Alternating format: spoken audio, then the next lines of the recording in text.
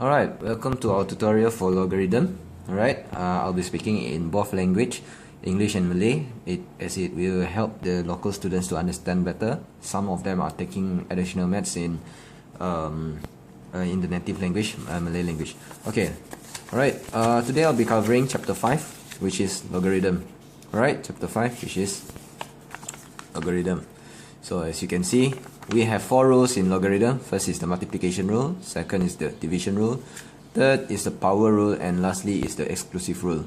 Okay, kita ada 4 rule ataupun 4 teknik, iaitu pendarapan, pembahagian, kuasa dan eksklusif.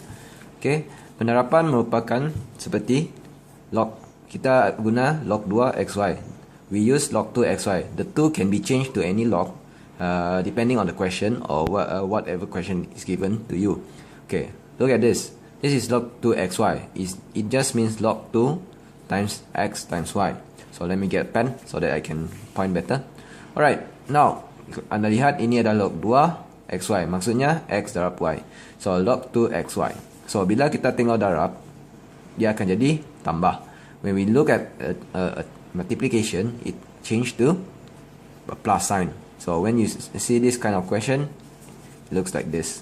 Now, for example, we have log 2 Most of the students would directly use their calculator to calculate. However, that is the wrong step. Sometimes you can just calculate it based on the multiplication rule. So 8 means that 2 times 2 times 2. So log 2. So what you get is log 2 plus log 2 plus log 2. When you see the same value, 2 and 2 here, it automatically changed to 1. And this also changed to 1.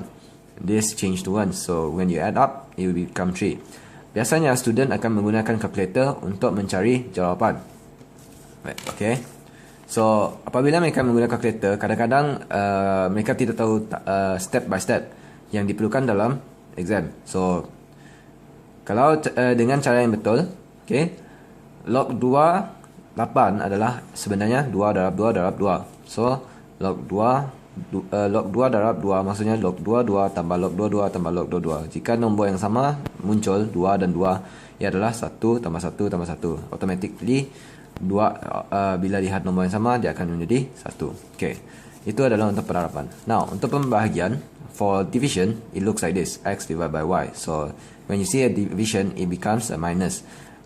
Pembahagian maksudnya tolak. Okay, so when you look at tolak, log 2 4 divided by 8 is log 2 4 minus log 2 8. So as you know, log 2 4 is 2 times 2 and log 2 8 is 2 times 2 times 2. Alright, anda lihat log 2 4 adalah 2 darab 2 dan log 2 8 ialah log 2 darab 2 darab 2. Seperti yang kita belajar tadi, log 2 darab 2 adalah tambah, manakala log 2 darab 2 darab 2 adalah 3 tadi. So as you can see just now that our log 2 8 is 3 and our log 2 4 is actually 2 times 2, which is 2 plus 2, which is 2 minus 3. So it's equals to -1. Well, power is this. If you see power rule, the power is automatically bring forward. Jika anda tengok kuasa, ya automatically dibawa ke depan seperti ini. Dan jika anda lihat ini, log 2 tadi adalah 2 kan. So 2 darab 2 adalah 4. So if you can see just now, log 2 4 is actually 2. So 2 times 2 is 4.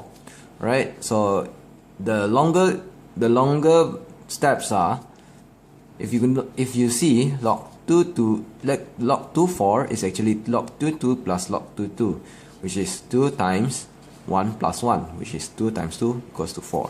It's the same with this thing. This is when you have a multiplication, meaning to say some multipliers times a log. The number is in front and the log is behind. So jika anda lihat ini adalah satu nombor di depan log 23, bermaksud dia boleh pindah dari depan ke kuasa. As you can see, the 7 can be changed into a power. Alright.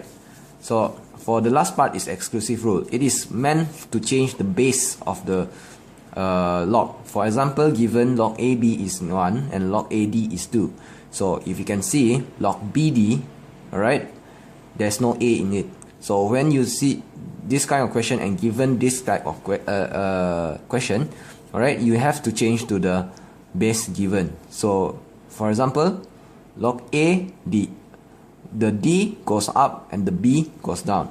So this is to change a common base. Jika anda lihat soalan macam ni, diberi log A B 1 dan log A D adalah 2 dan soalan diberi sebagai log B D. Anda lihat tiada A. So untuk menukarnya kepada A, anda seharusnya membuat D di atas dan B di bawah dan tambahkan log A dan atas dan bawah untuk menyamakan kedua-dua log. Apabila anda lihat ni, log AD adalah 2, log AB adalah 1. If you guys see this, log AD is 2, log AB is 1. So 2 divided by 1 is 2. Just ignore the 4 because I got it wrong in the first place. Alright? Okay, so actually this is the simple understanding of logarithm. Alright? I'll proceed to the next video with a tutorial. Alright? Thank you for watching and stay tuned for the tutorial.